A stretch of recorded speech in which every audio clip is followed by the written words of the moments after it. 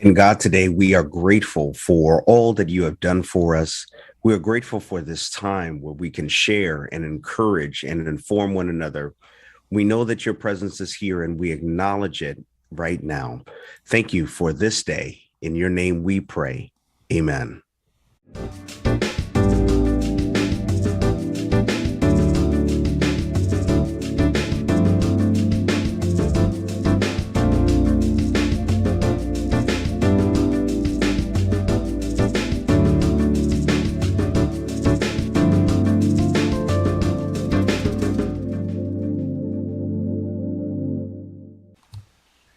Good morning, and welcome to What's the Message? We're so glad that you have joined us here today. Now, if you're joining us live right now, I'd like for you to do message a favor, do all of us a favor, because you don't want to miss what we're talking about today. You don't want to miss it. And so, why don't you, if you're on Facebook, why don't you just let somebody know, share the link, share the post that you are watching this program on so that others can come on and be a part of it. If you're on YouTube, grab the link and share it out to others so that people can know that we are live right now. And if by chance you're watching this after the message, What's the Message has aired, we'd like to encourage you to grab it. Go ahead and share that in an email, share it as a text message, whatever it is, however you communicate with your community, with your inner circle. We'd love for you to go ahead and share it if this was a blessing to you.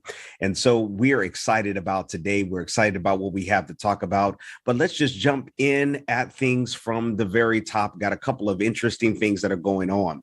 Now, if you have teenagers, or maybe you think you have teenagers because they might still be in college playing some video games, you probably might have heard about the new version of Halo that's come out. Now, there's all different types of worlds, all different types of versions of games, different worlds that are included, but Halo has included a Juneteenth celebration world. Now, I want to pause here because where we're going to go next is going to be deeply, deeply challenging in some ways. But I want to at least say that Microsoft, who is the owner of Halo, at least acknowledged Juneteenth. Now, that's a far cry from a lot of things that are a lot of entities and companies that are not even acknowledging that Juneteenth has happened, but they did. But here's what they did.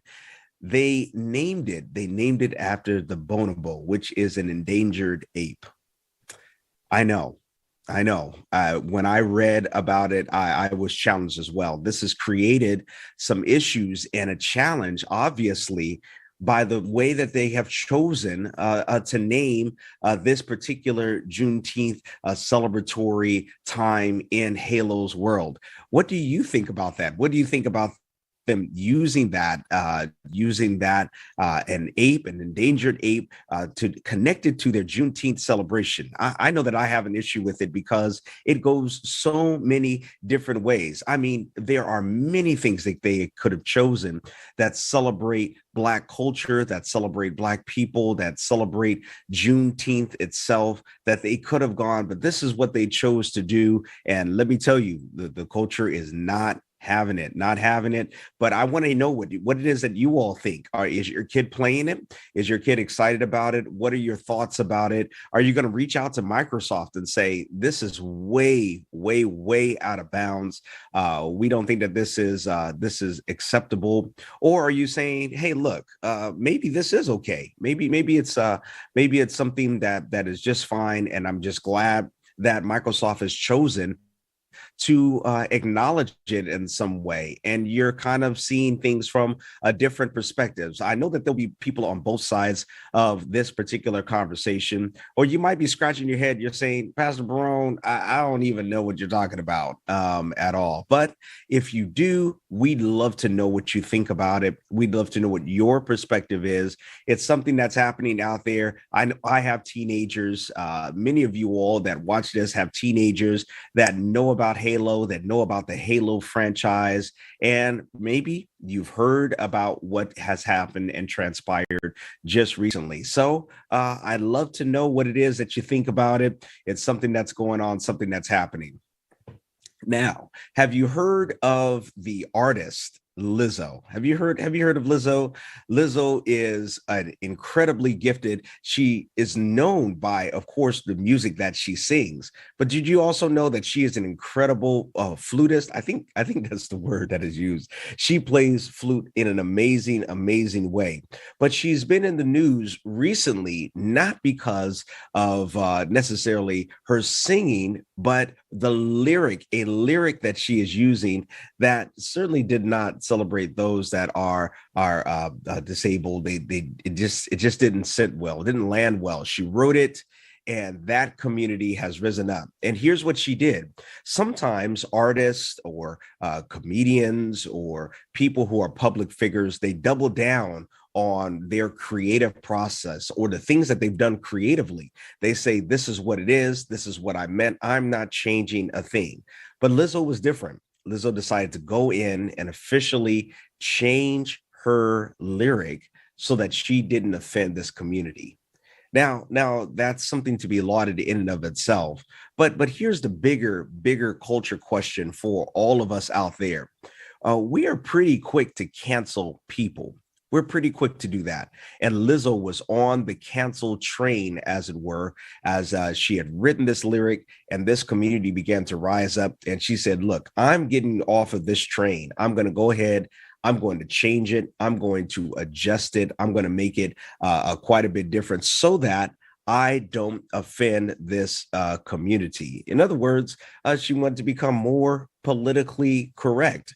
And I get it.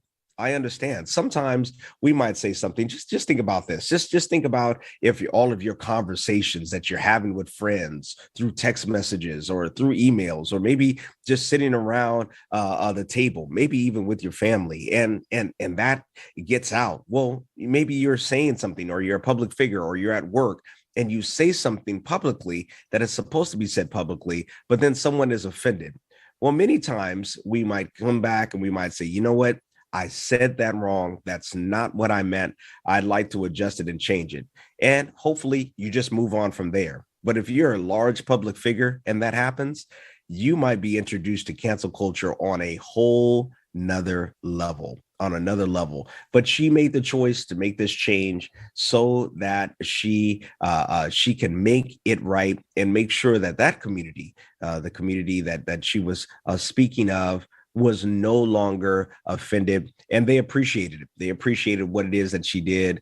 But let's talk for a little bit. Hop in the comments. If you're on your phone, if you're on your computer, your tablet, your iPad, your Samsung, Galaxy, whatever it may be, drop a comment. What do you think about cancel culture? What do you think about those that are needing to make adjustments and changes to public things they have said, but now the public is rising up? Now, we've seen this in presidents. We've seen this in other civic leaders. Sometimes we see this in other things that are released from athletes. We see that this happen from time to time. Even pastors and ministers, we see this from time to time. We see this in authors of books. But people are quick to cancel everything that you have done if they read and they find something that you have said. Now, if you apologize, do you think that we should forgive them? Do you think that it's sincere? Do you think that people are just doing it to make sure that they pad their bottom line and they don't have to experience the financial repercussions? Because sometimes we can be the judge and the jury. We don't really know people's heart. Maybe, do you believe Lizzo's heart is in the right place? I'm not sure. I choose to believe her. I'm glad that she did it. And we need to be far more forgiving. That's my take. I think we need to be more forgiving of people, but we also need to make sure that we look at the fruit of them, because sometimes people are just trying to avoid and get away from the heat and the fire and the flames of people who are calling them out. And don't get me wrong, some people need to get called out. Well, you'll notice that it's just me today. We are missing our host, Carmela Crawford. She is unable to join us today, but I want you to know she is here in spirit, and she would love nothing more than to encourage each of you all to look up, search, find Message Magazine's website, go and check it out, subscribe to the newsletter, get information, subscribe to this channel. She would want for you to know that Message Magazine is out there. They are sharing the gospel. They are sharing interesting stories about Black culture, Black success, Black challenges. She would want for you to become a part of our Message Magazine family. And so if you'll just do us a favor, go on, find whichever way you connect to the World Wide Web and search for Message Magazine, check it out, subscribe to the newsletter, and you will be up to date. Well, today I am excited because we have a very special guest. Now, in fact, I want to make sure that I read his bio correctly because you don't want to miss what it is that he is doing some dynamic work in the Baltimore community.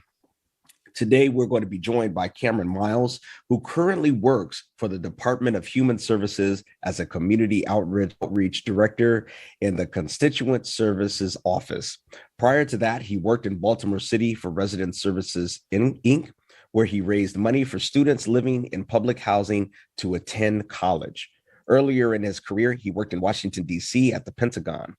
Miles has always been a child advocate, serving as the organizing director with Advocates for Children and Youth.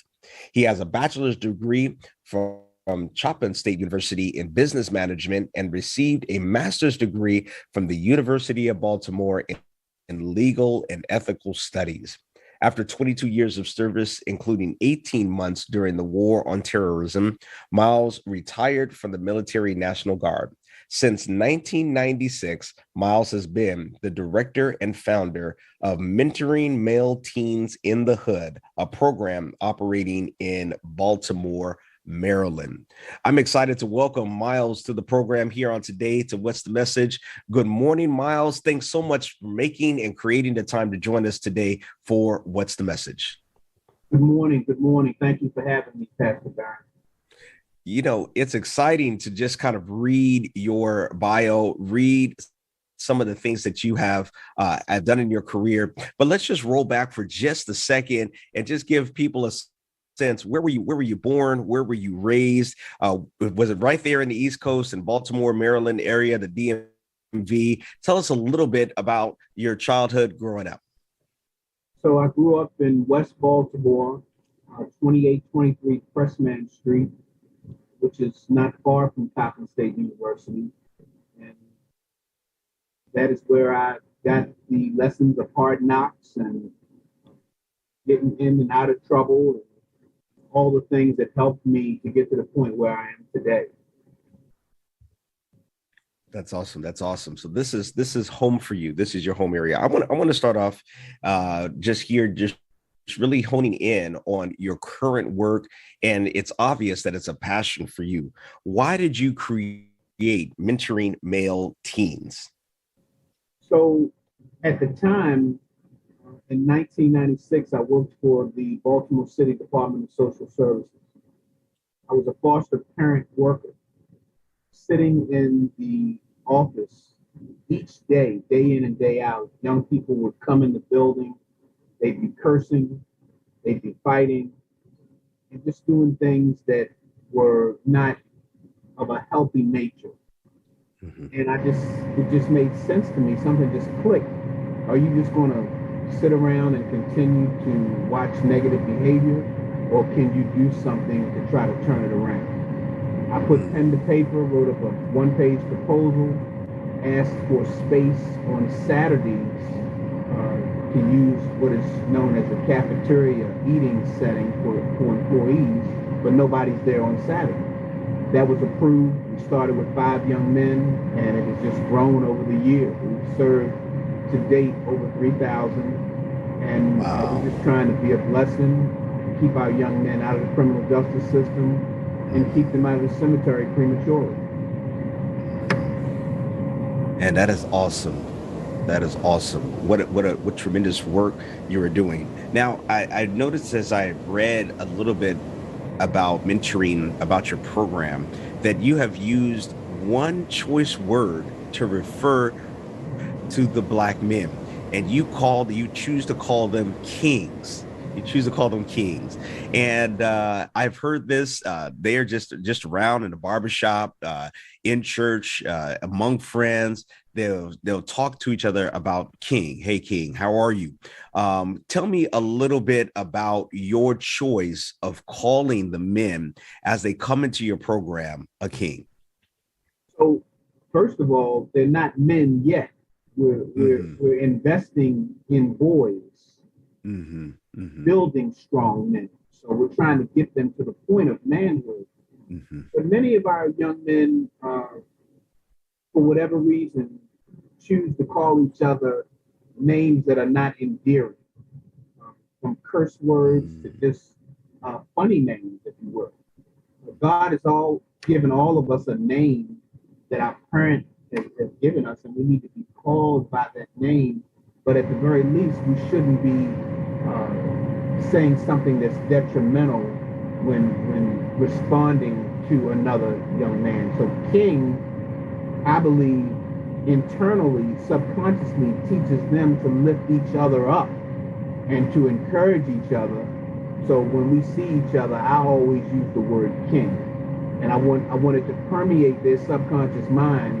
So instead of them choosing another word that is not as nice, the word king. And hopefully through programming, meetings, conversations, they will begin to act in more of a kingly nature. If they see trash on the ground, it's not their trash, but pick it up and put it in the garbage can. If a senior citizen is struggling, that's part of your nature as a king to offer and assist. You're not related to that person, but help them with their grocery bag, help them across the street. Be respectful to young ladies. All of that enamors king, in my humble opinion.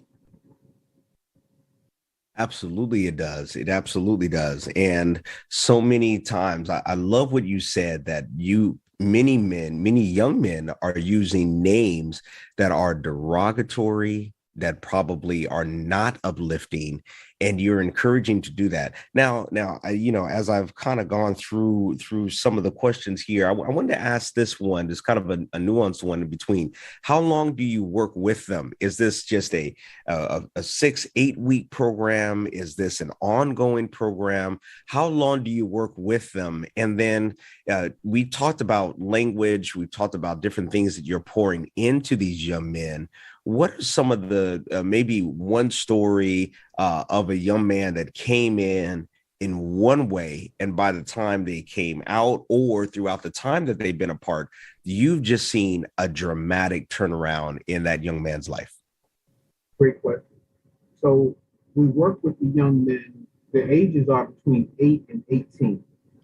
So that's number one. Number two, they can be with us. The program is a year-round program. So they can be with us as long as their families, foster parent choose to allow them to be in it. Over the years, some young men will stay 3 or 4 years. Some will stay 6 months. Many of our families are transient. They move around. And once they may move to a different part of town, they may not have the ability to get to the new Shiloh Family Life Center. And I want to pause, if I may, Pastor, and just give a shout out to Reverend Harold A. Carter Jr., who's the pastor of New Shiloh Baptist Church, and they give us space to hold these meetings. And we've been there for the last 10 years. So I would be remiss if I didn't mention that. The young men, as I said, they move around, many of their families, but many of them are welcome to come in and be with us as long as they choose to. You asked about a success story. I think about Imhotep Simba, who grew up in West Baltimore, single parent, Dolphin Street. He grew up on Dolphin Street. It's a rougher area of West Baltimore, right off of Pennsylvania Avenue. Pennsylvania Avenue has history attached to it, with jazz and Billie Holiday and other things. So that's a light, if you will. Imhotep had behavior problems, in and out of trouble. He started when he was 7. Today, Imhotep is 30, and he's still helping me with the program. He went to Coppin State, where I graduated from, and got his degree. He took a job with Concerned Black Men over in D.C. for a period of time. Then he went to work with a global marketing company. And last week, he got a new job with the Annie Casey Foundation. So he's Wow. doing very well. He does have a son, and he brings that son to the program. So Imhotep is a shining example of what is possible. And two, maybe 3 years ago, he expressed an interest in seeing other parts of the world. So we got him connected with the Peace Corps, and he went to Ecuador and stayed for 2 years, helping Wow. poor families. He's mastered the Spanish language, and now he teaches a block of instruction because I believe next to English, that's one of the dominant languages that our young people need to learn. And he teaches the young men the Spanish language in like 45 minutes to an hour sessions when we meet on Saturdays. I hope that answers your question. Oh, absolutely it does. That is an incredible story of someone who's come in and now climbed a ladder up. Now you mentioned as well partnership. You're partnering with a faith community that has provided space for you to be able to continue this program for the past 10 years. You're not only partnering with this faith community with this church, and props to the pastor that opened the door for that made space for it. That is huge because it's literally changing the lives of these young men that are growing from boys into men.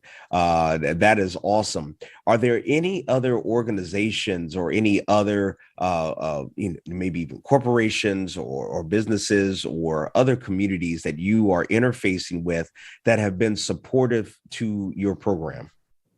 So many of our donations come from individuals, but Mm, we have reached out to the West Baltimore Renaissance Foundation, which is a partner with LifeBridge Health. We've gotten a grant from them.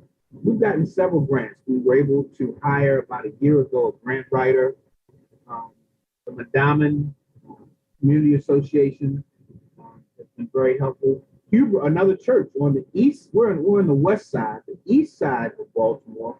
Huber Memorial, Pastor P.M. Smith has been another mm, big support of mhm. this program over the years. Last week, last Sunday, um, they allowed me to come into the pulpit and talk about what I'm doing to give an update. This, I don't know if you already know this, but today we mark 25 years. So we have a big Wow. celebration June 16th today from 5:30 to 8:30 at the church where we'll have a dinner. We'll have a keynote speaker, Congressman Twice and Fume. But at the conclusion of my comments, uh, they presented me a check for $5,000, and Wow. I'm not Yeah. even a member. I'm just Mm, trying to show you how God is working and just what a blessing that it was because we take trips, we do a lot of things. mm, Every month we meet twice a month, the first and third Saturday. And mhm. I'm sure you already know this, but young men have huge appetites. Yes, they do. They're always hungry. They're always hungry. Every meeting we got to feed them. That costs money. Yeah. Every time we move and go on a trip, you got to get a bus. That costs money. Hmm. We haven't traveled in a couple of years because of COVID, but we've continued to meet and wear our masks, and we're just trying to be a blessing.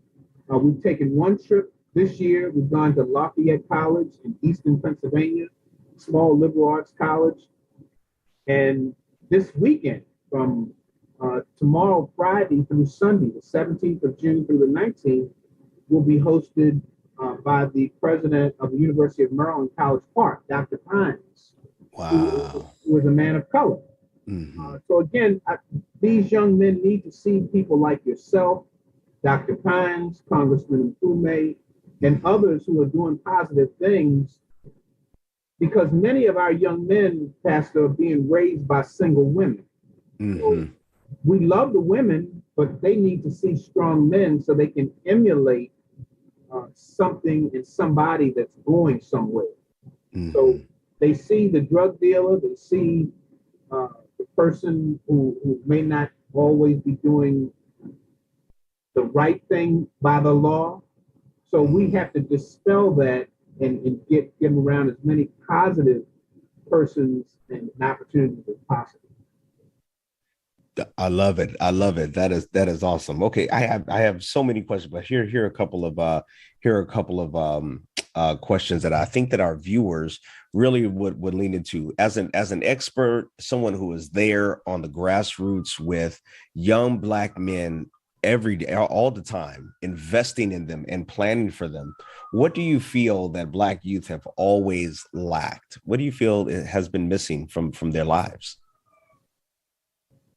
I don't think, well, I can't speak for all across the country, but for the young people that I work with, Mm-hmm. uh, strong male influence.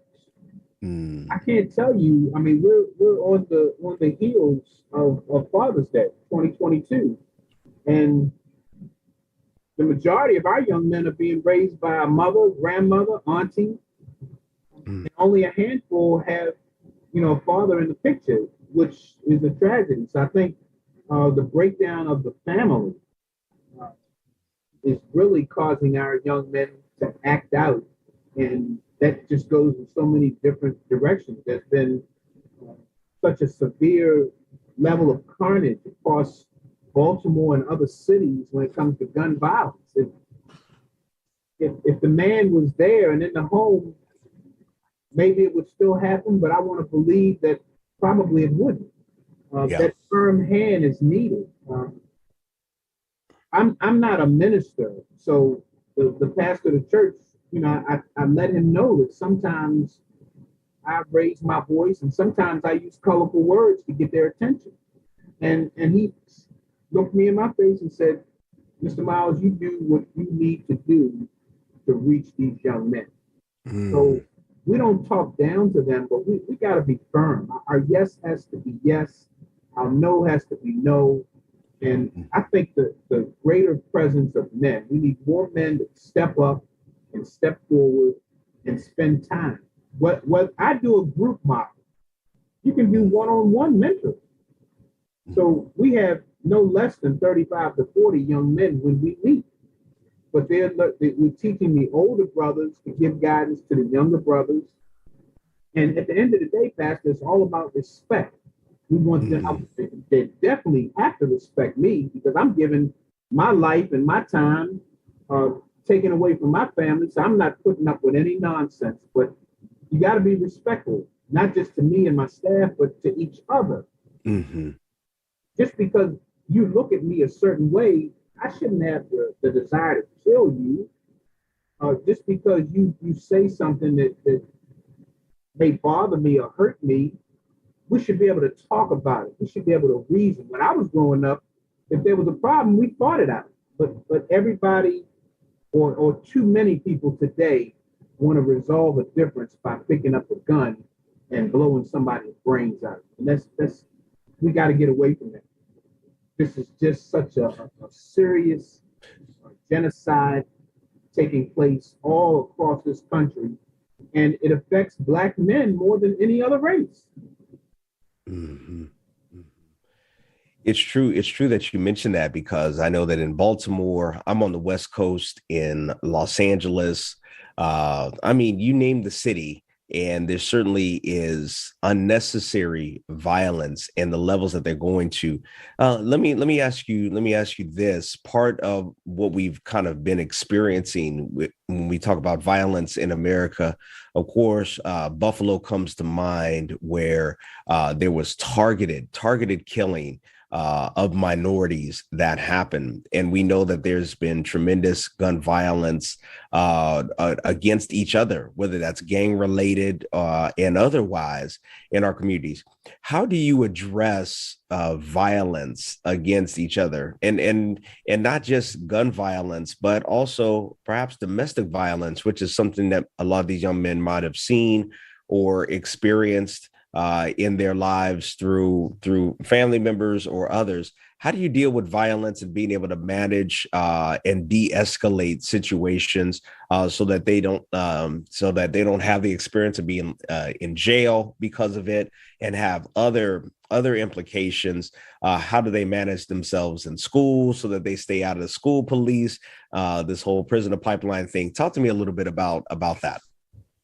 I think that consistency is the key. Meeting with our young men on a regular Mhm. basis, too many of them, Pastor, have been disappointed and let down. I don't want to be that person.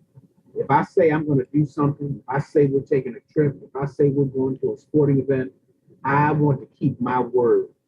If I get sick, God forbid, I have no control over that. But other than that, too many times we don't keep our word. I think that can cause violence. We're always encouraging our young men to talk about it. If there's a problem, if there's a beef, come to me, come to one of the staff. Let's have a dialogue.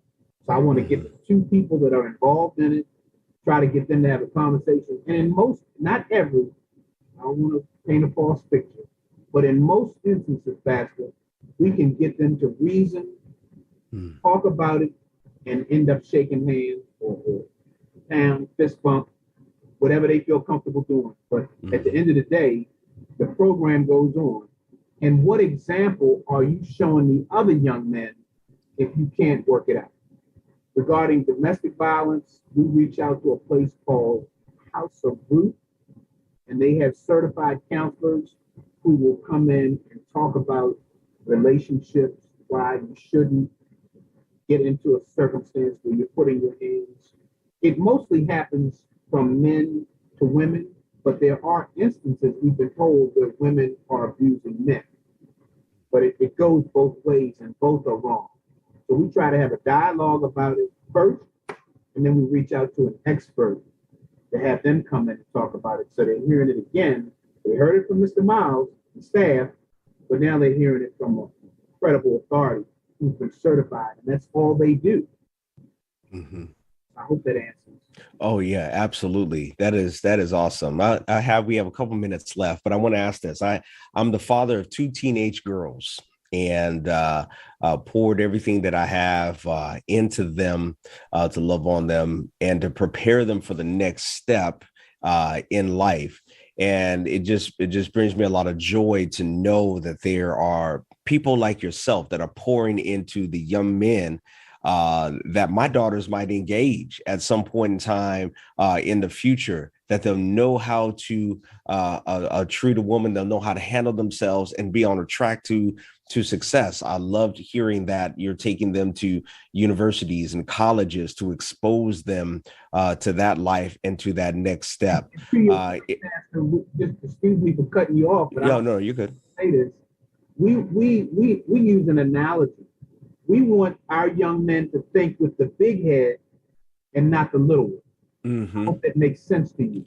Oh, yeah. Try to come up with catchy little terms, because as young people, you gotta constantly, we gotta listen to the music they listen to. We gotta constantly listen to the things that they say so we understand them. But by listening to the music, we know what they're listening to. But we want them to always remember that R word, that respect. And we always want to encourage them. I am somebody. I am a king. I have self-worth. If it is to be, it is up to me. For good, better, or best, never let it rest until my good gets better and my better gets best. I love myself. A setback is a setup for a comeback. Failure, Pastor, is not. So we got to continue to pour these kind of things into young people. Right. And to speak to your point, twice a year, we invite a female group to the program. I love it. Be a dialogue. So how do you feel about this young man calling you the B word? And vice versa, because they need to know when they say things out of their mouth, a word, Pastor, can be more cutting than a knife or a gun. It's true. Their families that don't speak to each other because of something that was said. So we got to be very careful what we say to one another, and we have to treat each other with respect. They're going to have families one day. They're going to have children. We got to be careful what you say to the children. And we got to tell the parents, no means no. Too many parents, Pastor, are trying to be the young person's friend. We got to be parents. We got to be firm. We got to be disciplined. That's very, very, very key. Very key. Man, listen, we could talk here for I know for hours with stories and different things that are happening in the lives of young people today. I've noticed that there's been a recent emphasis on pouring into not only young men but adult men. I mean, your focus is on 8 to 18-year-olds, which is absolutely needed because during this impressionable age, how they are molded and shaped and exposed to will certainly translate into what happens later on in life as they grow older. I want to affirm what it is that you're doing. I want to pray God's blessing upon the program that you are doing. And I want for all of our viewers that are here today, can you let them know how they can get in contact with you? How they can learn more about your program? I know that you're based out of the Baltimore area, but certainly there might be those that have family there or others. How can they learn more and perhaps even support? Where can they find you online? Well, first of all, Pastor, I just want to thank you and your team for having me and giving me the opportunity to talk about the program. Number two, anytime you want to send your jet to pick me up, I'll be glad to come to the area and talk to whoever you want me to talk to. My phone number is 410-852-8013. My email is cmiles, CMILESMMTH That's my email. And our website is mentoringmaleteens.org. So there are three different ways, Pastor. mentoringmaleteens.org. Cameron Miles, thank you so much, Cameron, for joining us today. We're so glad for what it is that you're doing. We're praying that God will continue to prosper you, that you'll continue to pour into the lives of these young men, that their lives may never be the same, and that they will do far more good in their lives and to their communities and for their communities than damage that could ever be done. So thank you for what it is that you're doing, and thanks for joining us today. Thank you again. And remember, children will follow your example, not your advice. Thank you, Pastor. We appreciate it. Man, what a time we just had. Did you hear what he said there at the end? Children will follow your example and not just your advice.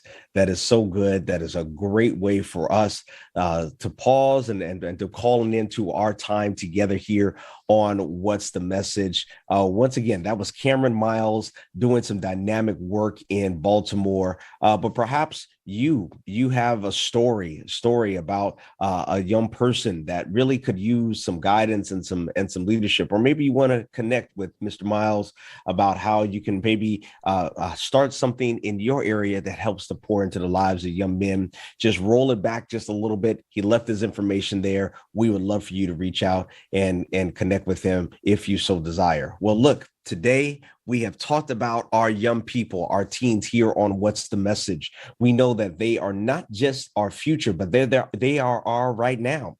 We need to pour into them right now because we know that they are the future engineers. They are future educators. They are future entrepreneurs. They are future doctors and lawyers and pastors. They are our future ones that are going to build up this next generation. For any young person that is watching here today, particularly any young man, I want you to be reminded that you are a king. You are a king. We heard that today. You are a king, so carry yourself accordingly. And to my young ladies that may be watching here today, you are indeed a queen for sure.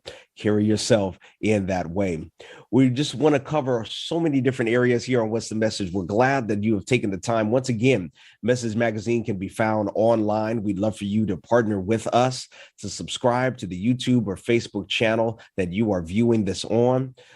We'd love for you to also subscribe to our newsletter so that you are up to date with everything that is happening with Message Magazine. There's so many things that are happening. I know that there's more happening with Message Magazine that I can mention even right now. So you got to go to the website. You got to go to the website, get all the information from Bible studies to different things like our summer sale and other things of the like.